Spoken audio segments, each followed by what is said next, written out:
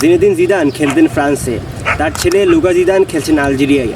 ব্যাপারটা যখন প্রথম শুনেছিলেন আপনাকে একটু অবাক লেগেছিল?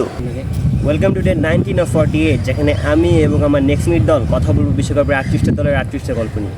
যদিও এটা লুকা জিদানের নিজের ইচ্ছা ছিল এবং জিনেদিন জিদানের বাবা মা ছিলেন আলজেরিয়ান, তাই লুকা জিদান আলজেরিয়ার হয়ে খেলার সুযোগ পান। কিন্তু শুধু লুকা জিদান নয়, আলজেরিয়ার বিশ্বকাপের 26 সদস্যের দলের 13 জনের জন্ম ফ্রান্সে, কিন্তু তারা বংশগতভাবে আলজেরিয়ান। এর কারণ হলো 1830 থেকে 1962 সাল পর্যন্ত 132 বছর ধরে আলজেরিয়া ছিল ফ্রান্সের ঔপনিবেশিক শাসনে।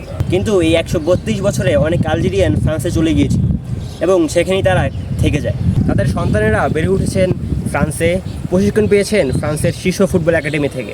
কিন্তু কেউ খেলছেন ফ্রান্সে জিনেদিন জিদানের মতো, আবার কেউ খেলছেন আলজেরিয়ায় লুকা জিদানের মতো। যদিও মেসি এবং আর্জেন্টিনার সাথে খুব একটা ভালো শুরু করেনি আলজেরিয়া, কিন্তু দেখা যাক তাদের ওয়ার্ল্ড কাপের বাকি পথটা তারা কেমন খেলে। এবং নেক্সট দিনকে ফলো দিয়ে রাখতে পারেন, কারণ গল্প এখনও অনেক বাকি।